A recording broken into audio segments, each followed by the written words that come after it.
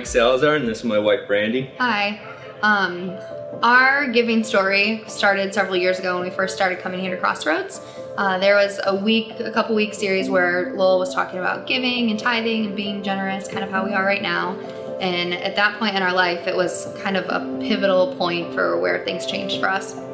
We were at a really uncertain point of what the next step of our life would look like, especially financially and career-wise. I had just finished school the week prior. We had just moved to North Carolina. I had no job. I had no idea when I was gonna get a job. I was waiting on taking boards to get a license to acquire a job. And so the situation was really, really grim. And so the second week that we came in, we decided, we heard all this stuff last week. We literally have $20 left until the next time that Michael gets paid. We can hold on to it and kind of have a little bit of a cushion, or we can just put this in the offering plate and kind of see what happens. And so that's what we decided to do that day, and something that stands out for us ever since then. The story goes afterwards. That was a Sunday. On Monday, I got called about a job. Tuesday, I went in to interview with the office and was hired the next day, and actually started working on Friday and got paid on that same Friday. So 4 days later, I had an income when we literally had no idea where that was going to come from. And then once we kind of seen all that come into place, we got excited about just how we didn't have a plan and how God provided for us. And so it kind of initiated us, and we really got to start tithing or giving. And so we started to give on Sundays, what we thought was appropriate. And so it still wasn't even correct, but it started the cycle and the steps. And so as we started giving, it just really drew us into the church more. It invested us more. It made us want to get involved more. And so then we started serving, ushering, and we got to meet a lot of great, nice people, which just made us even more felt more part of the church. And during that time, they came up with a church-wide study, The Blessed Life. And so we decided that we were gonna go ahead and commit to that on Wednesday nights, the first, I think, class we've ever been to, besides the introduction class. And so during that study, we really learned how blissfully ignorant we were giving, and that it's 10% before taxes, your first 10%. And so we kind of,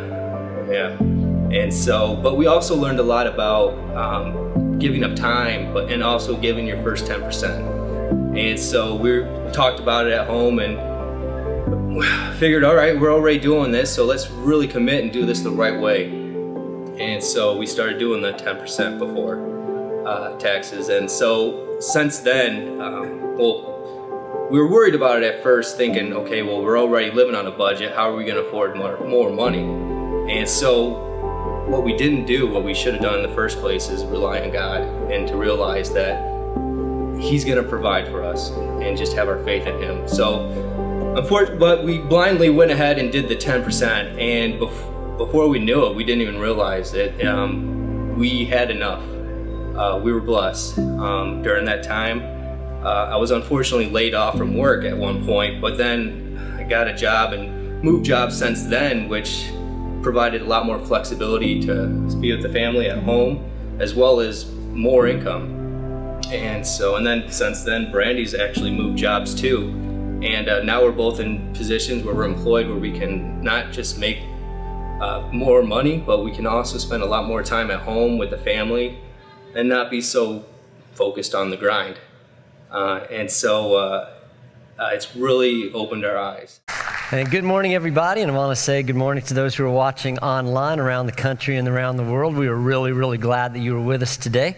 And something that I thought of too is next week. I can't wait for next week, y'all. I can't, because it starts a series. We're going to have a whole Christmas series, about a 4-week series going into Christmas. And this was downloaded to me about a month ago. And if you've ever had life throw you a curveball, this is a perfect series, because this is entitled, this this isn't what I expected. And if you notice that, like every single person in the Christmas story, life threw them a curveball, and they had to deal with that. So we're going to be taking a look at that. So, and especially if you or anybody you know is going through a tough time, or life has thrown them a curveball, or just even Christmas when that's not what you expect, some of the things that are happening, not what you expect, but especially invite a friend, because if you go working with somebody, if you go to school with somebody that's just a tough time in life, this is a fantastic way just to invite them and plug them in and get them involved in a word that's really going to bless their life. And I want you to think, for those who are parents, I want you to think about the times that you ever saw your children being generous. I mean, when they did something out of the ordinary, when they did something unexpected, and they gave to somebody out of their heart, and how did that make you feel? I mean, I want you to think about the pride that you had when that happened, and just like, man, they get it. I mean, they get life, and they have a good heart, and they're growing up, and they're growing up in a good way, and you just see that, and it just blesses you. And in the same way, I bet you that's how God feels when he sees us, his children, being generous. And I bet it just goes, wow, they get it. They get what life is about. They're maturing in their faith, and they're becoming more like me because I'm generous. That's probably what God is thinking. We started a series, just a mini series a couple weeks ago, just on generosity. We said that everybody wins when it's generous. It's a win-win-win, that the other people, that the world wins when we're generous, because it just passes on a blessing, that we win because God does something in us and God does something to us when we're generous. And we also took a look and saw that it blesses the heart of God. I mean, just like a parent, it brings a smile to the heart of God when we do that. And last week we took a look at two ladies, and one was Mary and the other was a widow that we don't know what her name was. And one of them, we just saw how incredibly generous she was as she poured perfume on Jesus' feet. And the other, we saw how just that she took this incredible step of faith and this incredible act of obedience. And we kind of diverged into tithing, because we saw that you can't really be generous until you're obedient first. And it'd just be like if we went into a restaurant and we maybe gave the waitress an 80% tip, but we went out without paying the bill. We may be generous in one way, but we're not in another way. And so we just, starting out with the Salazar's testimony, is we see this, that first of all, tithing is something that is truly an opportunity. And a lot of times, if you've never done that or anything, you'd probably see it as a God tax, or you'd see it as something that we kind of an obligation that we have to do or supposed to do or anything like that. But we really, if you really get into it, we realize this is an amazing opportunity. It's a win-win situation as well. And how many of you have ever raised a vegetable garden? Raise your hand. Most people in there. And think about it. When you plant that seed in the ground, is that an obligation or is that an opportunity? Because it's an act of faith, isn't it? You've got the seed in your hand, and you can nibble on that, or you can put it in the dirt, in the ground, and expect something to happen from that.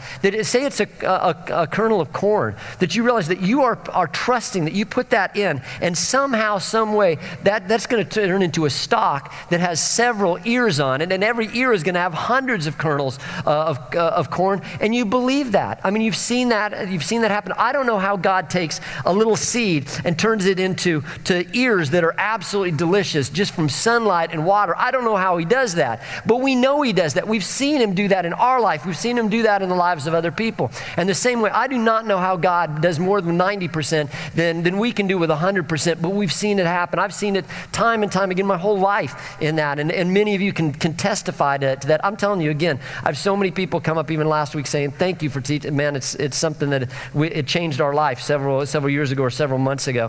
And something else that you think about, God has all, tithing first, yet God has all the resource in the world. And sorry, I'm on one thing. Sorry, I don't know why he does that. And the other thing is, imagine there being 100 kernels or 100 bushels of corn that a farmer has that. 100 bushels of corn. And he decides to plant 10 of those bushels of corn. Which is the one that multiplies? Is it the one that he keeps in the barn, or is it the one that he plants the seed, or she plants the seed? It's the one that's planted. That is the one that multiplies, and we have to understand that. And really, it's the same way with tithing. It's what we plant. And tithing is an opportunity to make an impact. Here's one thing. I love Crossroads. We come from so many different walks of life and everything. But one thing I guarantee you, we all have something in common is this. Every one of us, we want to be significant. We want our life to make a difference. We want this world to be a better place, having us walk this planet. But don't ever forget this. The only way we can ever do that we can ever make an impact in this world, is if we give something. I mean, maybe it's our time. Maybe it's our love. Maybe it's just our expertise. Maybe it's our resources, maybe whatever it is. But in order for us to make an impact, there is something that we have to give of ourselves in some way, somehow. And we need to understand that. And God gives this amazing opportunity for us to make an impact when it comes to this. Because we have this God that has all the resources. And he owns everything. And he's this incredibly loving God that loves his people and has this heart for hurting people. And then over here you have hurting people. You have people that can't eat. You have people that don't have clean drinking water. You have people who have never heard the gospel of Jesus Christ. And here's this loving God, here's hurting people. What's here that can channel that from here? It's us, isn't it? I mean, we're the ones that are designed in here, and sometimes we're the ones over here, and other people God uses to make an impact in our life. But God, when he touches people, 99 times out of 100, he uses a human being to touch another human being. He uses us to impact lives. And last week we saw that Jesus said this. He said, where our treasure is, our heart is also. And we said that, the last thing Satan will ever want you to do is put your money in the kingdom of God, because he knows your heart's going to be there as well. But another reason he does not want you putting any resources into the kingdom of God is because he knows it's going to change lives. And he does not like lives change. He does not like the poor to be taken care of. He does not like the hungry people to be fed. He does not like people that don't know about Jesus to know about Jesus. He does not like any of those things. So he's going to do everything he can to get our heart diverted from doing those things. And I thought, when I would go on mission trips and my dad was alive, I would ask my dad to give to the mission trips. And I knew this. I knew he was a man on a fixed income later on in his life and did not have much money to give, but I would encourage him to do that every time, and he'd willingly do that. And here's why I went out of my way every time to make sure he gave something to every mission trip. Because I knew that when he did that, he would have an investment in what took place there. That every life that was transformed, every soul that came to faith in Jesus Christ, he had an investment. And I believe that there are going to be thousands of people that come up to my dad in heaven and say, thank you because you gave. And I heard because of that team that went to wherever, and I heard because you helped give to that. And I would show him pictures. I would show him pictures of the kids that came to Christ and the youth and the people that were changing. And I'd just watch his eyes well up with tears, knowing that he had an impact in that way. He had an investment in that. And the same thing, we said that last week, is just that every time something happens that you give in here, that you are part of an investment, that you have an investment in every soul that was saved.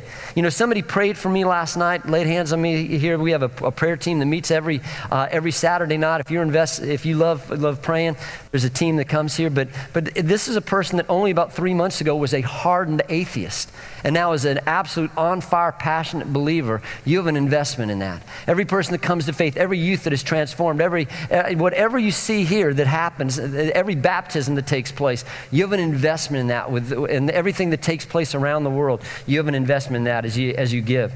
And the Great Commission, on our back wall is the Great Commission. It says, go into all the world and make disciples of all nations. That's a huge part of our DNA at Crossroads. But we have to realize, if we go into all the nations, that takes a heap of coin.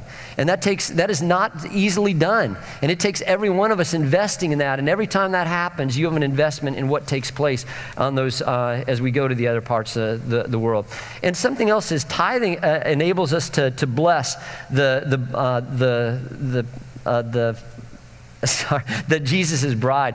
Malachi 3:10 says this: bring the whole tithe into the storehouse, that there may be food in my house. And Jesus has told us many reasons why he wants us to tithe.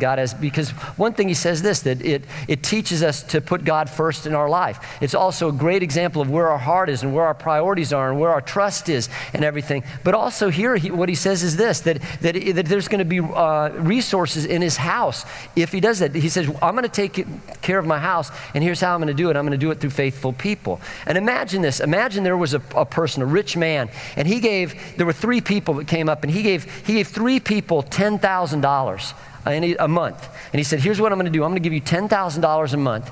And the first $1,000, what I want you to do is I want you to give it to my bride. I'm going to be gone, and I want to make sure that you take care, my bride is taken care of. I love my bride. I want you to make sure that she's taken care of. So the first $1,000, give to her. The next $9,000, you can do whatever the heck you want with that. But I want to make sure that, that my bride is taken care of. And you have three people. The first person, you know what that person does? That person does exactly what the rich man says to do.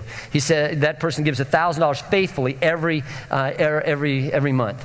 And then the other person, he gives this person. They so love the person's wife that they give more than that. They give $2,000 every month just to do that. The other person, they started out giving $1,000 a month, and then it started to be $700, $500, $300. After a while, it was really nothing there. Now I want you to imagine, first of all, is that man being generous, or is he being stingy? Is that person asking him to give, to say you can keep 9/10 of what all that I've given you? That's an incredibly generous person. Sometimes, again, like I said last week, is sometimes we think God is trying to take 10% of our money instead of He lets us keep 90% of everything that He's given us. And now imagine you being that rich man. Imagine you being that person. How would you feel about all three of those people? How would you feel about the person that gave everything exactly what you said? Wouldn't you know? You'd know something about that person's heart. You'd know that person would have your heart, and that person cared about, that person was faithful, that person was obedient, that person, and what would you feel and what would you want to do for that person? Imagine the second person now that gave more than enough. Wouldn't you not only know that they weren't just doing what was required, but man, they had your heart for, not only were they faithful, they had your heart for your love for your bride.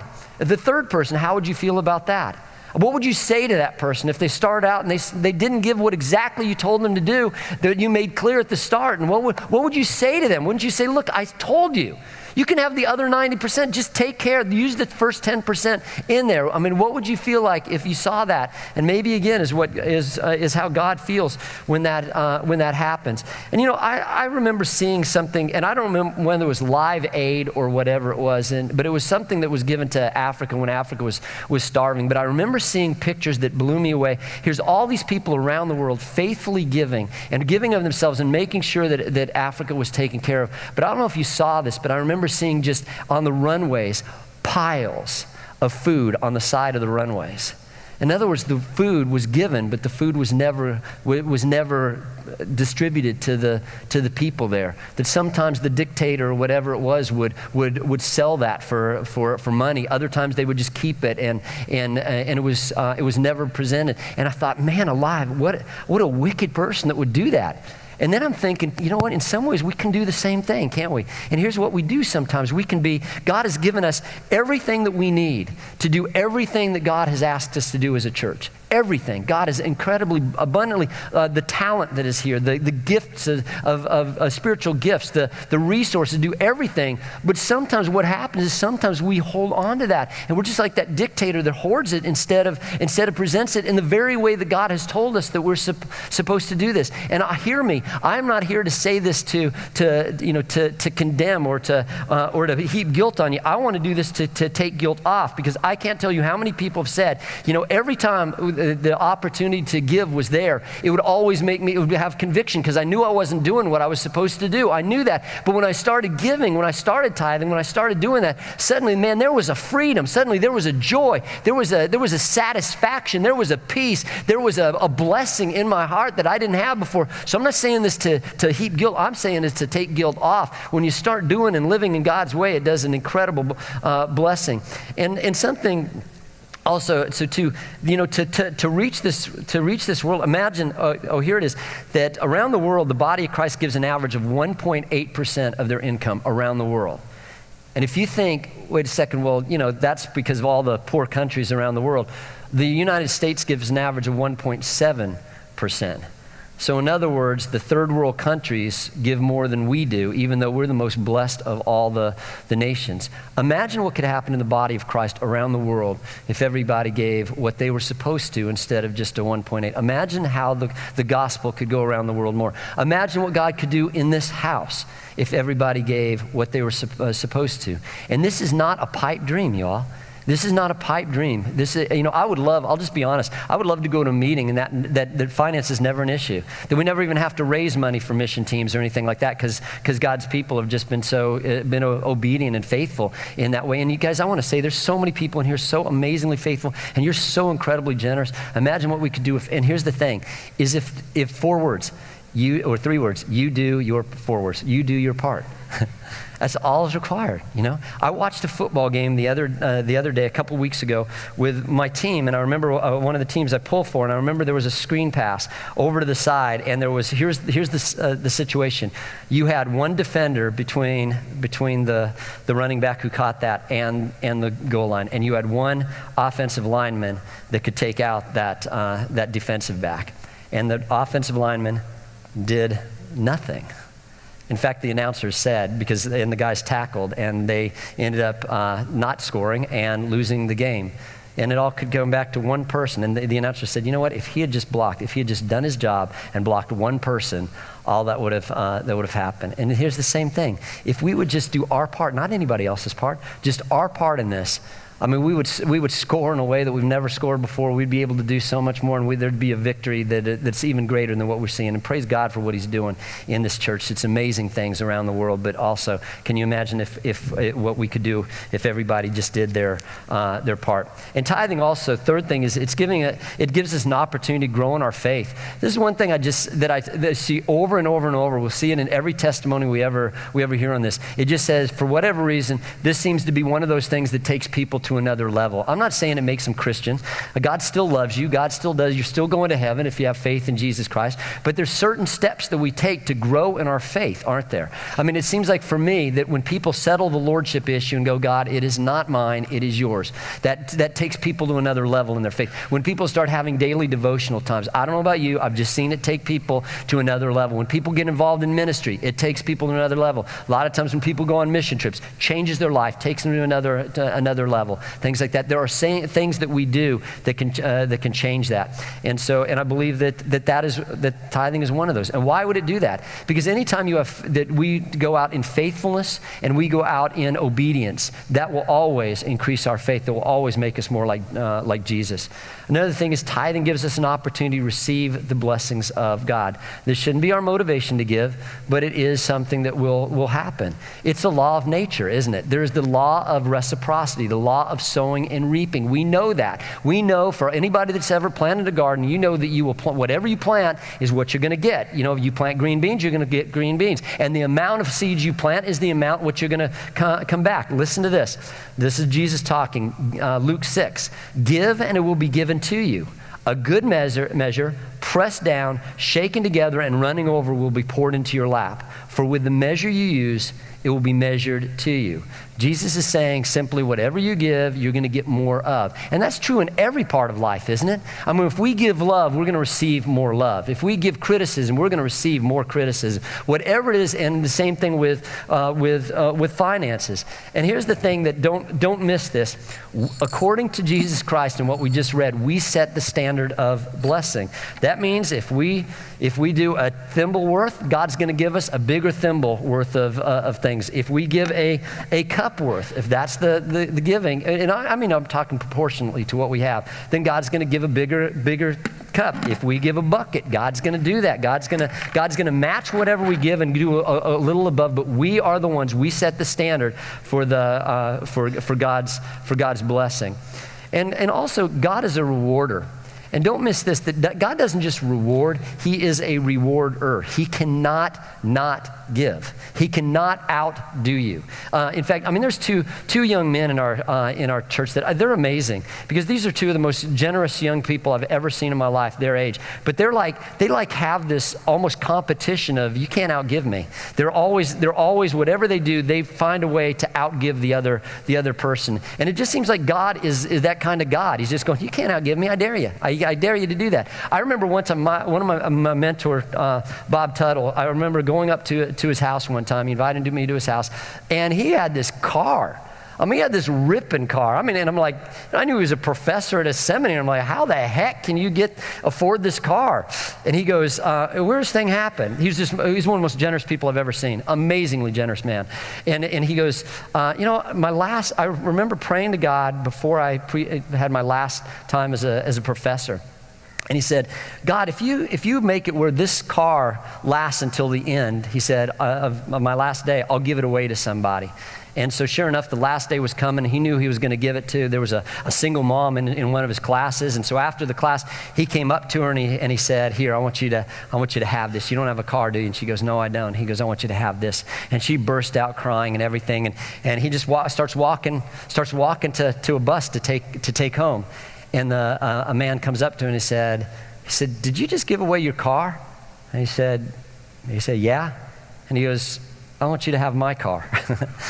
And he I'm telling you, man, this was an upgrade. I'll tell you what. Woo! And it's like, again, this man, I'm telling you, his whole life is a testimony you can't outgive God. And he gives amazing things, and God just does it back again. That's not his reason for giving, but it is a result of what will happen. And think of this: if you were God, who would you bless?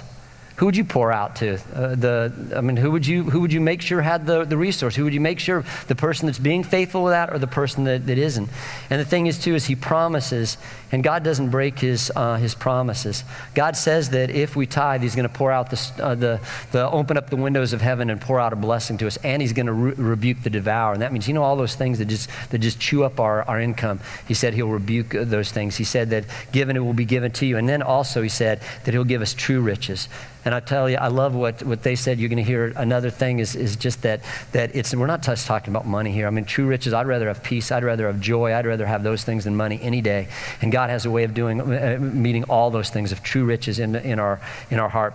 And last week I said this, and don't miss this. I said that so many times in Scripture, God calls us to do something physical, a physical act, a physical step, in order for him to be able to bless us in a spiritual way or to bless us with more physical things. I mean, think about it in Scripture where God said to somebody, go wash in the pool of Siloam. And it's when they went that happened. God said to a group of lepers, go and show yourself to the priest. And while they were going, that's when they were healed. Walk around Jericho 7 times and shout. And when you do that, then the walls came down. They stepped into the flood waters of the Jordan River, and then it parted. God's always saying, you take a step of faith, you prime the pump, and watch what happens. And that reminds me of a story I love. It said many years ago, a weary traveler hiked for many miles across the desert, and the hot sun beat it down on his back. His water supply was gone, and he knew that if he didn't find water soon to quench his thirst, he was going to die. In the distance, he spotted a deserted cabin, which brought hope that maybe water was there to be found. He made his way to the cabin and discovered an old well. He frantically pumped the handle of the well to draw water, but all that came out of the pump was dust. Then he noticed a tin can tied to the pump with a note inside. The note said, "Dear stranger, this pump is all right as of June 1932. I put a new sucker washer in it, and it should last for quite a few years. But the washer dries out, and the pump needs to be primed. Under the white rock, I buried a jar of water, out of the sun and corked up. There's enough water in it to prime the pump, but not if you drink some first. Pour about a quarter of the water into the pump and let her soak for a minute and wet the leather washer. Then pour the rest medium fast and pump hard. You'll get water. Have faith. This well has never run dry. When you get watered up, fill the bottle and put it back as you found it for the next stranger who comes by." Signed, Desert Pete. And I don't know about you, but but my end of the story, think of it. If you were Pete, what would you do? You've got water right there, and you can take enough for one drink, or you can trust Pete and say he knows what he's doing, and you prime the pump and watch what happens. What would you do if you were in that situation? I love to think that he did exactly there. And not only, the thing that's beautiful is he just drank it himself. There would be nothing left for the next person. But not only did he bless himself, but he made it possible for other people along the way. And you know what? It's it's not just, we're talking about generosity. And there's times you just know, in your heart, you're supposed to give, and nobody has to tell you. God doesn't have to tell you. It just just goes from you. And I guarantee you, just about any time that you have an opportunity to give and you give, I rarely would God ever say no to giving, because God's such a generous God. But I remember there's sometimes that, have you ever had God to ask you to give when you didn't want to give? You know what I'm saying? And I remember one time there was a time I went out to eat with somebody, and I'm fine with paying, with giving somebody a lunch and things like that. But this time I knew this person's lunch was taken care of by something else. They were going to be, taken care of. And I'm telling you, God said, pay his lunch. And I'm like, God, it's already taken care of.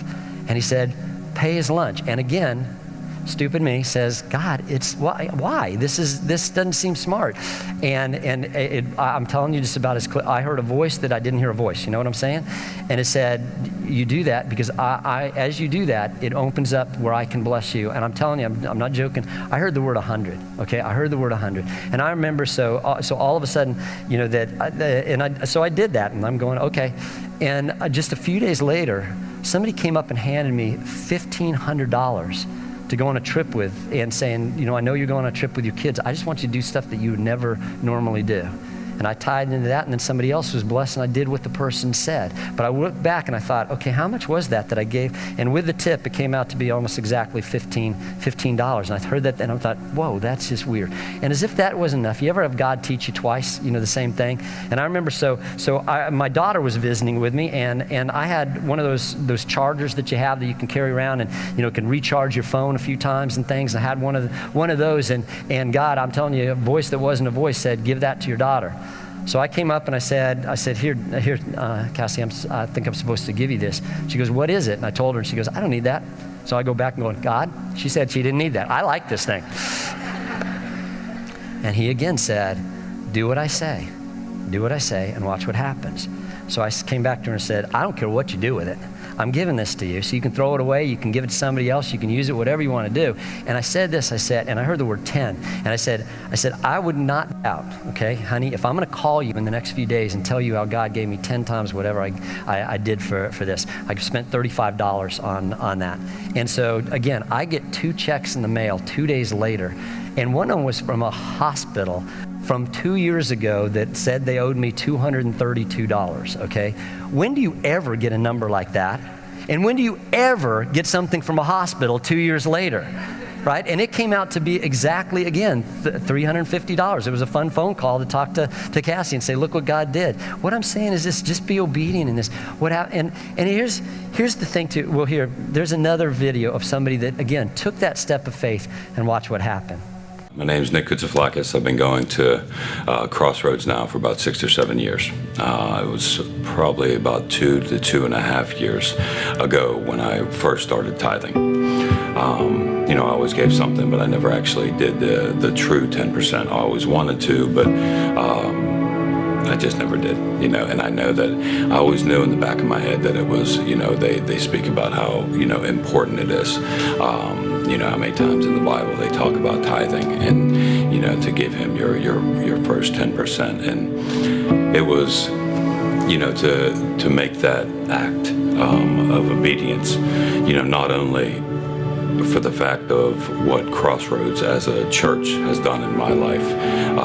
So knowing that tithe is going to a good place, but also showing that obedience to God. It was almost like it brings your relationship with him closer. They say the hardest thing for a man to part with is his money, and it's like you can do as much as you want to, but in the back of my head, I always had, I'm not tithing. I'm not actually tithing, and I know, how important it was. So doing it was. I've watched so many of the tithe videos, over the years, and I always wanted to. But the moment I took that step and took that leap of faith, the changes in my life were amazing. Not only with my relationship with God, knowing that I was doing the right thing by him, but also knowing where, knowing the Crossroads was going to use the tithe in a positive manner. This church has done so much in my life over the years that,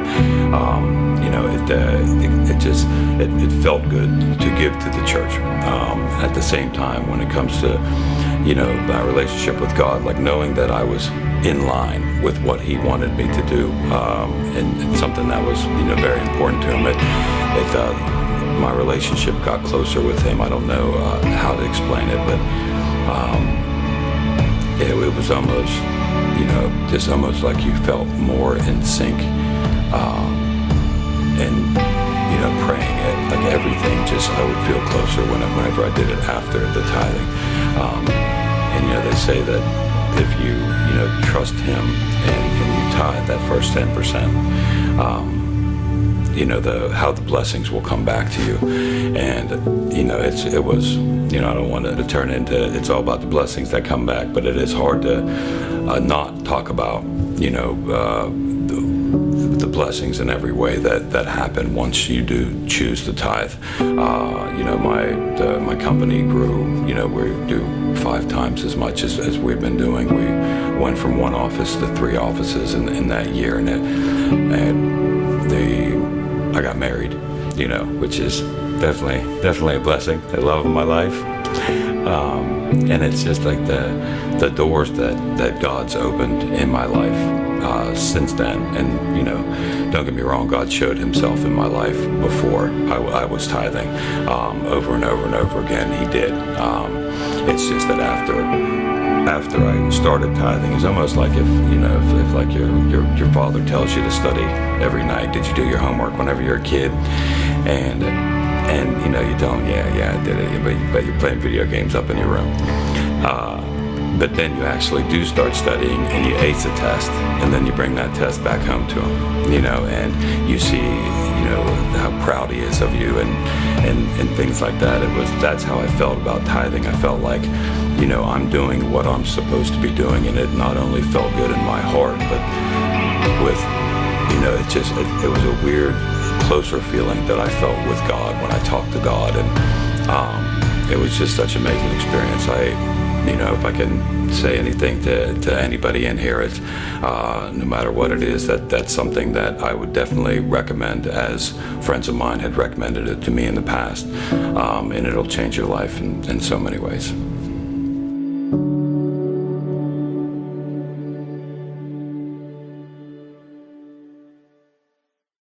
Every testimony I hear, my life is blessed. I know I'm making an impact. It's great to be able to invest in something we know is making a difference, and just even the way, spiritually, emotionally, physically, materially, that God blesses. You can't outgive God. And maybe there's somebody in here that this, again, I asked you to do a challenge. There was a person that was struggling with this, and a friend that definitely believed in tithing, and he said, listen, if you do that, and if I promise to make up the difference in the next 90 days, if you do that for the next 90 days, if I promise to make up the difference, will you do it? He goes, yeah, I have nothing to lose there. He said, then isn't that weird that you trust me, who's somebody who has limited resources, and you don't trust God to do the same thing? And here's something we'll do. We've done something. We've had a guarantee. If you take that step of faith and you start tithing and God doesn't bless your life, come back and we'll refund your money. We will. I mean, you take the step, we'll take the risk. How about that? We tithe as a church. We believe in that because I believe that one big reason that God has prospered this church in such a great way is we have always tithed into missions and tithed into other ministries around the world. So maybe whatever God is, if we could just bow our head, whatever way God is saying that. And again, maybe you've never taken that step, and today is the day that someday it has to start to take that step of faith, maybe for just your own life or for you and your spouse, to say, today's the day that we do that we take that step, that we go across the line, and God, it's the only time God says, put me to the test and see if I don't come through for you. And then and maybe others have done that before, but you've gone away from that, and God's saying it's time to redo what you know you should be doing. And again, I do not do this to heap guilt on. Do it to take guilt off, because we know what we're supposed to do. The Bible is clear in this. And I challenge and encourage you to take that step of faith and watch what God can do. testimony after testimony after testimony. I'm blessed, I'm blessed, I'm blessed, I'm blessed. And what kind of a pastor would I be if I did not want that for every single person in here? So God, wherever we need to go, and maybe God, just thank you for the generosity, amazing generosity in this church. And God, help us to be faithful, to be generous, and to be passionate in love with you. And all God's people said, amen.